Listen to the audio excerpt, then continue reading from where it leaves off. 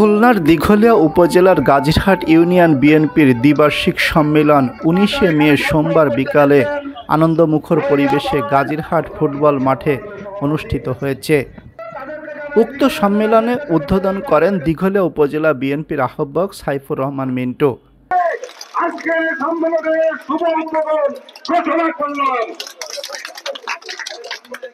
সম্মেলন প্রস্তুত কমিটি ও গাজীরহাট ইউনিয়ন বিএনপির আহ্বায়ক বাবু রামপ্রসাদ অধিকারীর সভাপতিত্বে ও দিঘলিয়া থানা বিএনপির যুগ্ম আহ্বায়ক মোল্লা বেলাল হোসেনের তত্ত্বাবধানে এ সম্মেলনের প্রধান অতিথি হিসাবে উপস্থিত ছিলেন বাংলাদেশ জাতীয়তাবাদী দল খুলনা জেলা বিএনপির আহ্বায়ক মোহাম্মদ মনিরুজ্জামান মন্টু।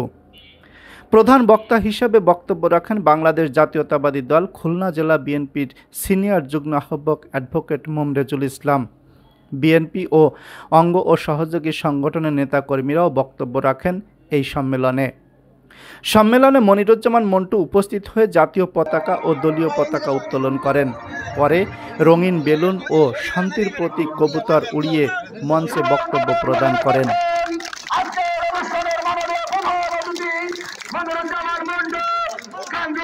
তিনি বলেন, বিএনপি সকল সময় এই দেশের মাটি এবং মানুষের সমন্বয় উৎপাদনের রাজনীতি করেছেন। বিএনপি যেমন উর্বরতায় বিশ্বাস করে, বিএনপি তেমন বাক স্বাধীনতায় বিশ্বাস করেন। তিনি বলেন, বহির্বিশ্বে আমাদের বন্ধু থাকবে কিন্তু কোনো প্রভু থাকবে না। তিনি আরও বলেন, বাংলাদেশের সবচেয়ে জনপ্রিয় ও রাজনৈতিক ব্যক্তি হচ্ছেন বিএনপির ভারপ্রাপ্ত চেয়ারম্যান জনাব তারেক রহমান। এই রাষ্ট্র অবকাঠামোর নিরাপদ এবং উন্নত রাষ্ট্রে পরিণত করার জন্য রাষ্ট্র মেরামত করার জন্য ৩১ দফা জাতির সামনে উপস্থাপন করেছেন। বর্তমান সময় রাজনৈতিক অঙ্গনে সবচেয়ে জনপ্রিয় রাজনৈতিক ব্যক্তিত্ব বিএনপির ভারপ্রাপ্ত চেয়ারম্যান জনাব তারেক রহমান। উনি আগামী দিনে এই ভঙ্গুর অর্থনীতি, এই অরাজকতাপূর্ণ দেশ যে শেখ হাসিনা রেখে গিয়েছে, আগামী দিনে এই দেশকে নিরাপদ এবং উন্নত রাষ্ট্রে পরিণত করার জন্য রাষ্ট্র কাঠামো মেরামতের জন্য ৩১ দফা জাতির সামনে উপস্থাপন করেছেন। গাজীরহাট ইউনিয়ন দ্বিবার্ষিক সম্মেলন ও ভোটারদের স্বতঃস্ফূর্ত ভাব দেখে তিনি বলেন, আজকের যে উৎসবমুখর অবস্থা, আমি পূর্বে বলছি যে অবস্থা মানে দুর্যোগপূর্ণ আবহাওয়া, তারপরেও মানুষের মধ্যে যে উৎসাহ উদ্দীপনা, এটা চমৎকার। এবং আরেকটা কথা বলি, আমাদের দলের মধ্যে প্রতিযোগিতা আছে, প্রতিদ্বন্দ্বিতা আছে, কিন্তু এই প্রতিযোগিতা এবং প্রতিদ্বন্দ্বিতা এটা কিন্তু হিংসাত্মক কোনো রূপ ধারণ করে নাই কোথাও খুলনা জেলা। অর্থাৎ বিএনপি নেতাকর্মীরা শৃঙ্খলা মেনে চলে। এদিকে দিঘলিয়া উপজেলা দ্বিবার্ষিক সম্মেলন নির্বাচন কমিশনার খুলনা জেলা বিএনপির যুগ্ম আহ্বায়ক অধ্যাপক মনিরুল হক বাবুল বলেন, বিগত ১৭ বছরে বাংলাদেশে মানুষ কোথাও কোনো ভোট দিতে পারেনি। আপনারা দেখেছেন ইউনিয়ন পরিষদ, উপজেলা পরিষদ এবং এমপি, জেলা পরিষদ, কোনো জায়গায় মানুষ ভোট দিতে পারেনি। দিনের ভোট রাতে হয়েছে, আমির নির্বাচন হয়েছে। আজকে দিঘলিয়া থানার অন্তর্গত গাজীরহাট ইউনিয়নের ঐতিহাসিক সম্মেলন অনুষ্ঠিত হচ্ছে এবং এই সম্মেলনে সর্বমোট প্রার্থী রয়েছে 7 জন, সভাপতি পদে 4, সাধারণ সম্পাদকে 3 এবং ভোটার সংখ্যা রয়েছে সর্বমোট 459 জন।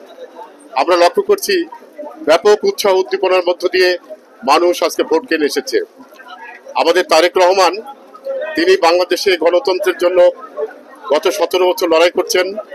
খালেদা দিয়ে গণতন্ত্র প্রতিষ্ঠা করতে গিয়ে তিনি স্বৈরাচার হাতে নিগৃহীত হয়েছেন, ফ্যাসিস্টের হাতে বন্দী হয়েছেন এবং বিএনপির নেতাকর্মীরা তারা ঘরে থাকতে পারেনি, তারা হামলার শিকার হয়েছে, তারা গুম হয়েছে, খুন হয়েছে এবং তারা জেলে নির্বাপিত হয়েছে।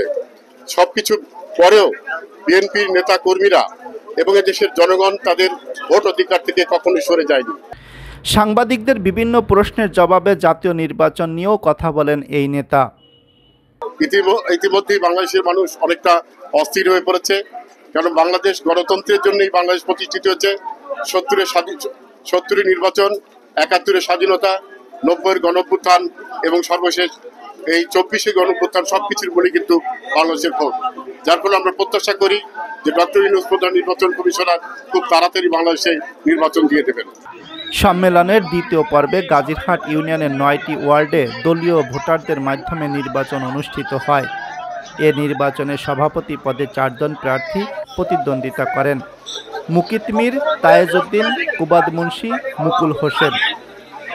সাধারণ সম্পাদক পদে 3 জন প্রার্থী প্রতিদ্বন্দ্বিতা করেন: বাদশা গাজী, সৈয়দ জামাল উদ্দিন, ইব্রাহিম সর্দার। তার মধ্যে সভাপতি প্রার্থী মোহাম্মদ মুকিত মীর 228 ভোট পেয়ে জয়ী হয়। তার প্রতিদ্বন্দ্বী প্রার্থী কুবাদ মুন্সি 163 ভোট পেয়ে দ্বিতীয় স্থান অধিকার করেন। এদিকে সাধারণ সম্পাদক প্রার্থী মোহাম্মদ বাদশা গাজী 247 ভোট পেয়ে বিজয়ী হন। তার প্রতিদ্বন্দ্বী প্রার্থী ইব্রাহিম সর্দার 112 ভোট পেয়ে দ্বিতীয় স্থান অধিকার করেন।